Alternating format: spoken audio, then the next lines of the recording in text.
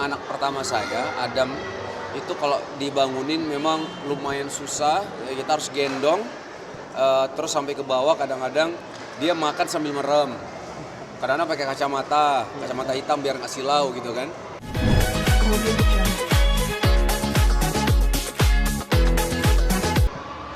Alhamdulillah, yang berbeda mungkin ya kalau misalnya Ramadan tahun lalu sama tahun sekarang, alhamdulillah anak saya yang kedua lagi mencoba untuk belajar puasa gitu ya. Kalau yang lain-lain kan insya Allah mungkin hampir sama aja, kayak misalnya ya kita setiap Ramadan kita berpuasa, terus kita banyak kegiatan-kegiatan mungkin ya, kegiatan-kegiatan keagamaan insya Allah, dan beberapa aktivitas mungkin yang silaturahmi sama teman-teman gitu, ada beberapa kegiatan gitu-gitulah. Tapi tahun ini yang berbeda mungkin ya, anak saya yang kedua alhamdulillah mulai belajar walaupun kadang-kadang suka nggak sanggup juga dia puasa sampai full, itu nggak sanggup pernah juga. Tapi ngajak kamu untuk membaca Al-Quran? Membaca Al-Quran belajar mungkin, karena dia kan masih baca juga belum lancar banget. Setidaknya dia mau untuk belajar aja udah alhamdulillah banget gitu kan. Memang selama ini kita coba tanamkan mereka biar cinta dulu sama Al-Qur'annya pelan-pelan gitu. Nggak kita paksa memang harus bisa gitu, enggak juga, tapi pelan-pelan gitu. Nggak tahu ya, mungkin metode kami seperti itu gitu. Jadi bagaimana kalau mereka udah cinta sama Quran, mudah-mudahan nanti tanpa disuruh juga baca Quran gitu insya Allah. Tapi kalau target sendiri mungkin di Ramadan tahun ini mungkin menghafal Al-Quran dengan anak atau Ditanya dong. mungkin Adalah pokoknya. Tapi keseruan apa sih yang dinikmati sebagai seorang ayah ketika mengajak anak-anak tuh bangun sahur, terus buka bersama? Pertama mungkin itu udah tugas orang tua lah ya, tugas orang tua untuk mendidik anak, mengajar anak, terutama masalah agama gitu ya. Menariknya kalau misalnya tahun lalu itu yang anak pertama saya, Adam, itu kalau dibangunin memang lumayan susah, ya kita harus gendong, terus sampai ke bawah kadang-kadang dia makan sambil merem. Kadang-kadang pakai kacamata hitam biar nggak silau gitu kan. Nah alhamdulillah di tahun ini meningkat lah, artinya ada progres untuk Adam sendiri gitu. Dari dulunya yang agak susah dan sulit sekali untuk sahur, tahun ini walaupun tetap kita ada menemui kesulitan, tapi alhamdulillah atas izin Allah makannya tuh udah melek gitu. Udah Sam? Udah kan? Siap. Nah terus Hawa, anak kami yang kedua, tahun ini udah mulai belajar sahur. Walaupun kadang-kadang dia suka nangis lah, nggak mau segala macam. Ya kalau teknis-teknis ininya ada beberapa lah yang kami lakukan gitu ya. Kayak misalnya bangunin Adam, kita coba main sama mainannya dia, kita ngobrol. Adam belum bangun nih, ayo kita duluan aja deh ke toiletnya, cuci tangan segala macam. Nanti Adam baru bangun, Adamnya melek sendiri ya gitu, ikut nimbrung dialog sama antara mainan gitu. Memang metodenya beda-beda gitu. Tapi memang kalau misalnya Adam insya Allah ketika sudah ke toilet ya kayak buang air kecil ya, terus wudhu, setelah wudhu itu lumayan segar. Jadi ketika sahurnya dia udah melek gitu. Kalau Hawa aja yang perlu tetap digendong, terus ketika makan juga masih kadang-kadang hampir setiap kali harus disuapin gitu kan.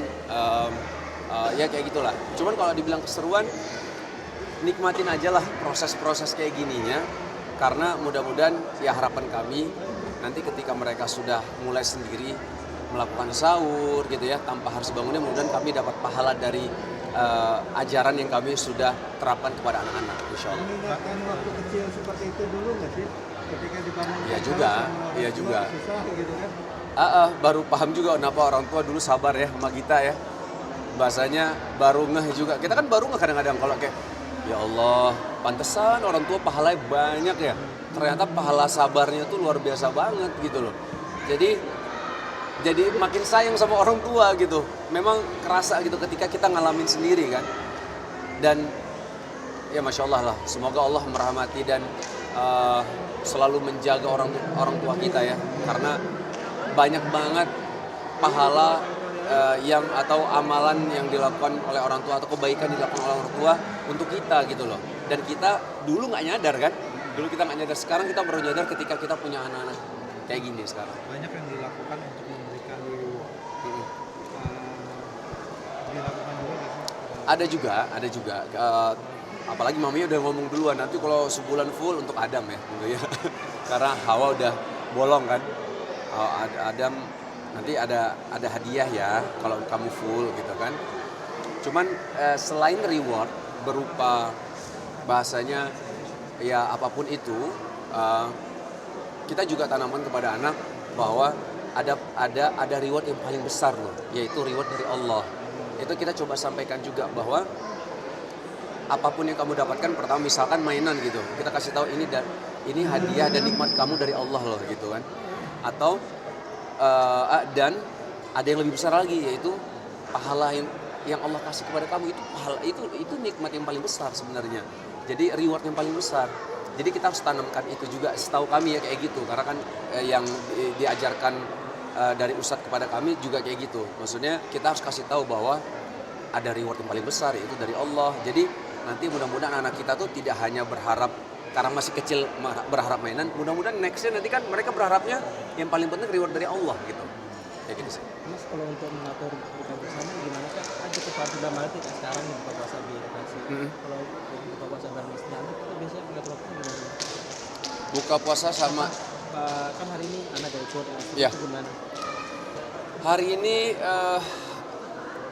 qadrullahnya anak nginep di rumah sepupu. Dua-duanya di rumah sepupu. Jadi alhamdulillah makanya saya pulangnya bisa lebih dari ba'da maghrib. Cuma kalau misalnya memang ada maminya di rumah, itu biasanya aman-aman aja sih, insya Allah ya. Karena anak-anak juga sama maminya buka puasa bersama segala macam gitu. Tapi kalau misalnya saya coba mengusahakan juga untuk kalau buka puasanya di rumah gitu loh. Coba usahakan. Tapi kalau misalnya memang waktunya nggak pas, ya berarti anak-anak buka puasa sama maminya. Atau saya ajak anak-anak untuk buka puasa bersama di tempat saya lokasi tersebut gitu. Kalau bisa mengusahakan bareng-bareng lah, karena sahurnya bareng, buka puasa kalau bisa bareng. Jadi karena kan yang saya dengar salah satu nikmat salah satu nikmat orang puasa itu adalah ketika berbuka kan. Nah kita ketika bahagia ya bareng-bareng lah gitu.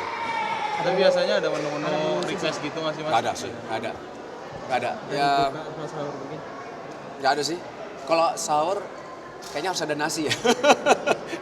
Karena lumayan ya, berapa jam tuh kita. Kalau saya harus tetap makan nasi. Terus kalau manis paling selain coklat mungkin ya, kalau coklat nggak ada ya, kalau paling bagus sih memang kurma ya. Usahakan makan kurma gitu. Karena kalori, tenaga, dan kandungan yang ada di dalam kurma kan bagus untuk tubuh kita gitu. Mas Wisnu, ngomong-ngomong ini pengen update dong soal kabar maminya yang kemarin kan melakukan hobi sunnah Nabi ya, Berkuda. Nah, itu sempat jatuh, gimana kabarnya? Ya waktu itu ya qadarullah kejadiannya memang lagi naik kuda, pas banget lagi saya nemenin juga, dan pas banget ketika di jalan tuh lagi di dalam tempat latihannya, kudanya kuda baru, terus mungkin belum terbiasa dengan kuda karena Shiren kan ada teknis lah secara ininya, cuman kudanya cepet banget dan Shiren agak panik pada saat itu, dan akhirnya itu pas di depan mata saya tuh deket banget jaraknya tuh, jatuh ke plantingnya tuh benar-benar ada tembok pembatas antara kita yang nonton sama yang latihan di dalam kan, itu ke planting kena sini Shiren jatuh ke bawah kan. Saya refleks gitu, saya langsung loncat, dan waktu setelah nanya kondisi Shiren ya saya tahu Shiren lah, kalau dia sakit pasti dia bilang sakit banget, pasti bilang kayak gitu. Cuman dia cuma ketawa aja, mungkin bilang kaget aja dia jatuhnya gitu kan. Kamu tapi kan ada di sini loh. Enggak apa-apa, alhamdulillah, kata dia gitu. Enggak taunya ada yang duduk di samping saya, dia bilang sama saya, Mas tadi handphonenya Mas lempar katanya. Mungkin karena saya panik kali kan, saya langsung saya lempar lah handphone, kena ke dada orang. Mas nggak apa-apa kan? nggak apa-apa mas, nggak apa-apa kata dia. Ya cuman ya qadarullah lah, namanya orang panik ya. Dan alhamdulillahnya si Ren memang ada beberapa memar-memar gitu ada gitu, yang kebeset juga ada. Tapi setelah jatuh dia memang harus naik kuda lagi langsung, karena kata pelatihnya kalau udah jatuh dari kuda dan dalam kondisi dia masih baik-baik aja, dia harus naik kuda lagi biar memori terakhir dia pulang latihan itu bukan memori jatuh. Oh iya. Jadi memorinya tuh memori naik kuda lagi, naik kuda lagi. Walaupun besoknya ketika mau latihan lagi, Shiren agak takut tuh. Cuman setidaknya dia mau, yang paling penting tuh katanya jangan sampai kita trauma takut untuk naik kuda lagi gitu. Tapi memang safety harus jaga banget sih, kayak misalnya kan ada rompi, memang ada rompinya yang rompi pelindung gitu ya. Itu juga kalau bisa untuk pemula kayak Shiren tuh harus pakai lah sebenarnya kalau menurut saya. Tapi alhamdulillah baik-baik aja, alhamdulillah. Tapi sampai sekarang jadi kapok atau Enggak, dia aduh. Saya kadang-kadang malah yang suka bilang, udah nggak usah latihan sering-sering, saya bilang gitu. Ya, sering banget. Saya tuh kan suka, pokoknya latihan kuda, mulet kuda, segala macam. Ya udah, tapi kalau seminggu sekali atau 2 kali masuk oke. mengajarkan juga ke anak-anak itu Mas Wisnu? Anak-anak ada pernah sama Hawa, cuman waktu lagi di kita daerah BSD. Cuman setelah itu lama hilang, udah lupa mungkin mereka. Tapi mungkin nanti next akan coba lagi mungkin. Berarti kondisi sekarang kasiran juga baik-baik aja ya? Alhamdulillah baik. Alhamdulillah. Memar baik. juga udah hilang. Kenapa? Memarnya juga udah hilang atau masih biru gitu? Udah enggak sih. Setahu saya udah enggak. Oke. Mas di Ramadan tadi mungkin menjaga stamina sudah apa kan cukup atur teman-teman tadi. Enervonse? Oh bukan. Enggak, maksudnya juga stamina-nya kan lagi puasa nih. Lagi puasa mungkin. Apa? Apa emang pas Saya awal sempat sakit waktu itu. Karena kalau menurut saya karena basic sebenarnya, kalau teman-teman juga paham lah. Kita harus jaga pola makan kita, pola hidupnya. Pola hidupnya kan pola tidur sama olahraga gitu ya. Jadi kalau makannya bagus, harus ada buah, sayur, serat, ya inilah seimbang lah. Terus tidur waktu umur di bawah 30 kayaknya masih enak ya, begadang-begadang sampai jam 11, di atas jam 12, besok aman-aman aja. Sekarang mendekati 40 ya, belum 40 ya, mendekati 40. Kayaknya kok badan remek-remek gitu kalau udah mau kemana begadang udah nggak enak badan. Jadi saya tidur usahakan jangan lebih, paling telat tuh jam 11 udah paling telat kalau bisa. Kalau lebih bagus lagi jam 9 lebih bagus lagi gitu kan. Apalagi ba'da Isya lebih bagus lagi. Setelah Isya kita sholat, kalau bisa langsung istirahat gitu. Pola tidurnya. Terus sama olahraga, usahakan olahraga gitu. Cuman kalau waktu Ramadan kan memang kita cari-cari waktu aja olahraga yang pas kapan. Misalkan menjelang berbuka, nah itu coba olahraga misalnya, ataupun ba'da taraweh kan udah, jadi setelah buka puasa kita makan kan, jadi lumayan istirahatnya salat taraweh, setelah salat taraweh maksudnya itu baru kita bisa olahraga lagi misalnya, tapi nggak usah terlalu berat lah kalau di bulan Ramadan. Tapi yang kalau bisa dijaga mungkin pola tidur mungkin ya, karena kemarin saya lumayan begadang, besok pagi kan kita sahur juga kan, bangun lebih pagi, nah itu yang lumayan agak ngedrop badan sih. Mas terakhir mungkin Terakhir? tahun ini mudik ke mana? Enggak, di sini. Insyaallah. Mas, Makasih. terakhir dari saya belum Mas. Kemudian